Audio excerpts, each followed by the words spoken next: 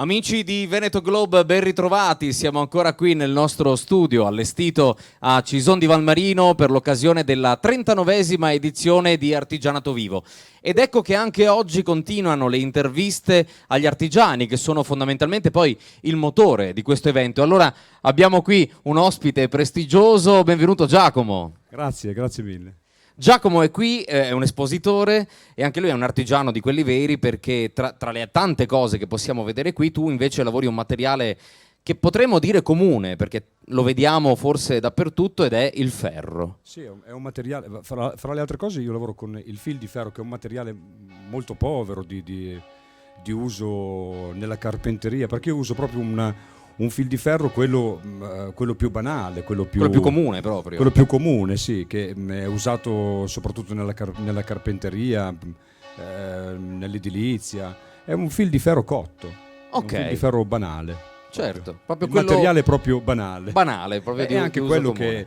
e anche quello è interessante, perché è proprio è un materiale povero, e da un materiale così povero è quella molla che mi ha fatto scattare il fascino per questa cosa, perché da un materiale povero si può creare strutture, si possono fare tante cose. Certo, e allora ci arriviamo pian pianino a capire come si può arrivare a trasformare un oggetto, comunque un materiale che noi troviamo comunemente, magari spesso per altri utilizzi, a farlo diventare anche un complemento d'arredo in questo caso. Sì. Allora, ma facciamo un passo indietro e partiamo dalla tua storia personale. Io so, perché ne abbiamo parlato poco fa, che tu hai origini pugliesi, Sì. vivi a Piacenza. Sì. E quindi possiamo dire che hai girato un po' l'Italia, che hai avuto modo di esplorare e capire tante cose. Sì, ormai sono 23 anni che sono in giro, perché ho fatto questa scelta di uscire da un laboratorio che era stanziale e allargare. Devo dire che è stata una buona intuizione, perché l'artigianato ora, fermo nella sua sede in modo stanziale, è un pochino più problematico. E in questo modo si ha una vetrina, e grazie anche a queste occasioni, che sono un'occasione di mostrare il tuo lavoro con un pubblico vasto, con un pubblico numeroso, lo diciamo, insomma, siamo numeroso, alla sì. 39esima edizione, quindi sono pubblico 39 numeroso, anni sì, certo, di sì. festa. È un bacino di utenza anche molto importante in questa zona, perché è geograficamente importante. Anche qui io vengo dal 2000. Ah, quindi non è la Sì. tua prima esperienza. No, non è la mia prima esperienza, io qui vengo dal 2000. Sì. Allora, vediamo di capire, lo raccontiamo anche ai nostri amici di Veneto Globe, come hai conosciuto il Veneto e come hai conosciuto questa manifestazione a Cison di Valmarino. Questa manifestazione l'ho conosciuta perché ero in un'altra manifestazione in Emilia, e sono passati gli organizzatori di questa mostra, mi hanno contattato per venire qui, mi hanno dato uno spazio qui alle Case Marià, che io ho allestito con i miei lavori, e devo dire Ecco, che li stiamo vedendo per sì. l'appunto anche i tuoi lavori, vedi? Sì, Abbiamo già un montato di quello che tu stai esibendo qui a Cison di Valmarino. sì, la particolarità del mio lavoro è che io non uso la saldatrice, io lavoro solo con la pinza e la tenaglia.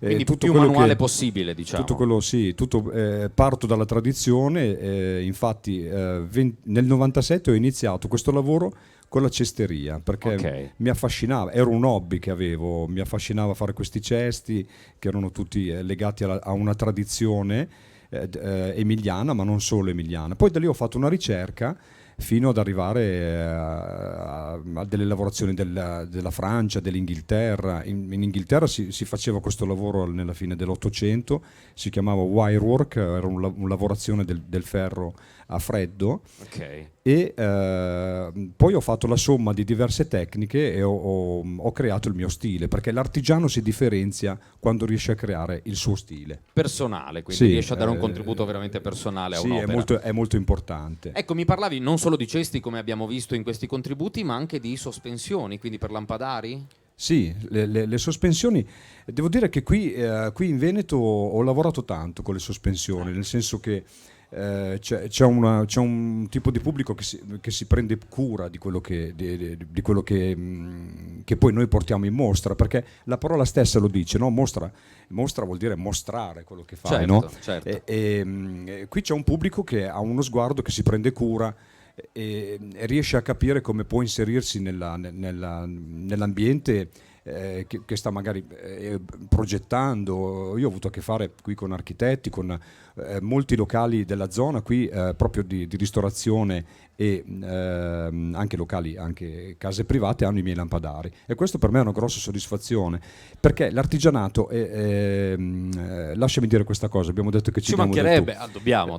L'artigianato è un bene culturale mobile che va a sommarsi ai beni culturali mobili, e questa è una cosa molto bella, perché è per questo che io ho cercato di far diventare il mio lavoro itinerante, perché ho avuto questo pensiero che l'artigianato è un bene culturale mobile, cioè che si sposta, che si integra nel territorio e nelle cose esistenti. I bravi artigiani italiani hanno fatto capolavoro in giro per l'Italia, certo. Però loro erano mobili, si muovevano, andavano a fare il loro lavoro non in modo stanziale, ma in modo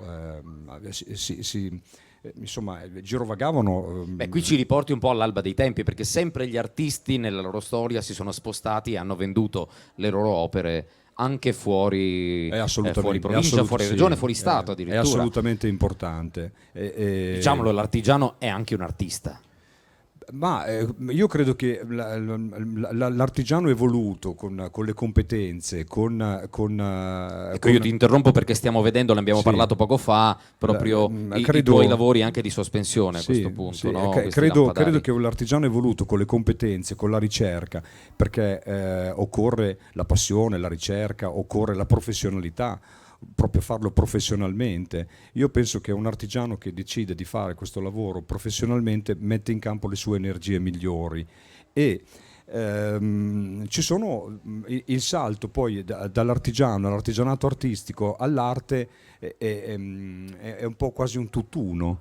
Tant'è vero che negli ultimi 7-8 anni mi sono dedicato un po' di più alla scultura, alla figura, che coltivavo di sponda. Ok, quindi è un filo sottile, insomma, tra un'arte e l'altra. Ma io penso che un artigiano evoluto può essere anche un artista, sì. Anche se io non ho mai avuto questa passione di etichettatura. Cioè, diciamo che più che la notorietà nel mio lavoro cerco la continuità.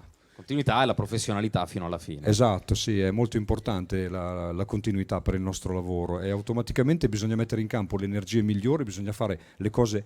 Ecco, questo ci tenevo a dirlo. Anche qui a Cison di Valmarino c'è un pubblico che è attento, è vasto, perciò è eterogeneo, cioè non tutti sono lì, è giusto anche che c'è un pubblico attento che in qualche modo ci chiede di portare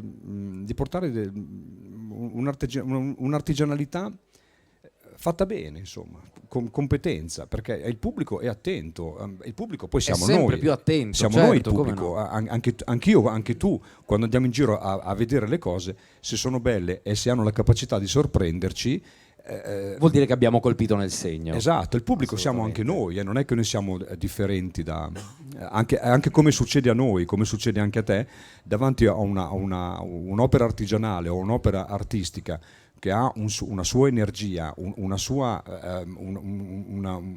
competenza, una sua qualità, che è una bellissima parola.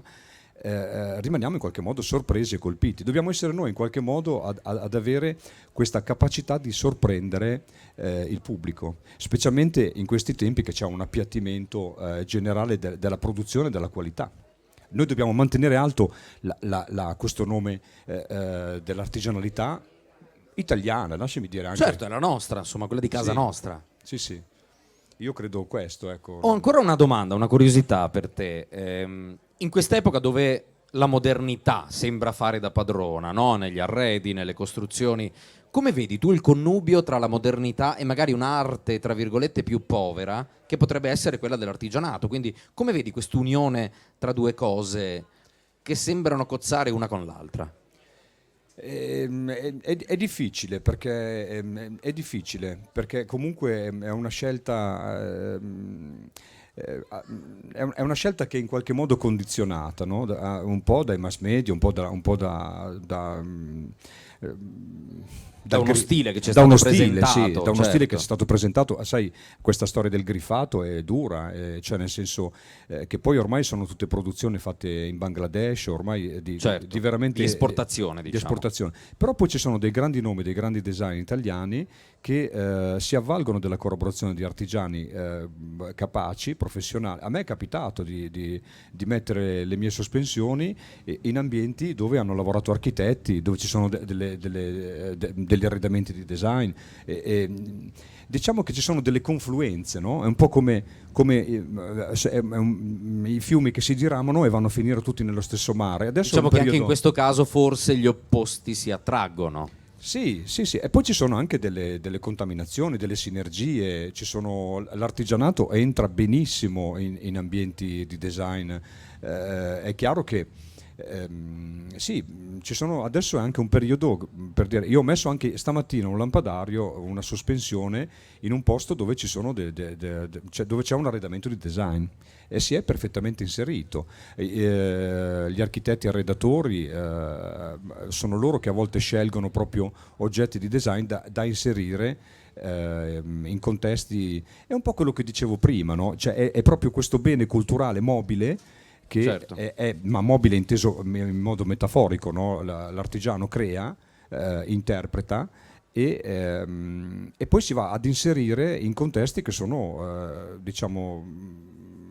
mobili, cioè proprio nel senso itineranti proprio. Sì, si va a inserire in contesti, scusami, di beni immobili, che sono anche adesso, hai visto con questa cosa delle strade del Prosecco, di queste zone che è diventato patrimonio dell'UNESCO, è tutto un indotto di lavoro, di strutture ricettive. E le strutture ricettive, passami il termine, devono essere anche belle, insomma. Assolutamente sì. L'Italia è bella, abbiamo tante cose belle, l'artigianato italiano è una cosa molto bella. Allora, io prima di congedarti, prima di salutarti e ringraziarti chiaramente per essere stato con noi, vorrei ricordare e invitare il pubblico di Veneto Globe, ma anche tutto il pubblico presente qui a Cison di Valmarino per questa edizione 2019 di Artigianato Vivo. Invitiamoli nel tuo stand, dove ti possono trovare? Mi trovate alle Case Marià, dove c'è il portico grande nel cortile delle Case Marià, e mi trovate lì. Grazie Giacomo, è stato veramente un onore. Grazie a te, grazie mille e buon lavoro, buon fil di ferro. Allora grazie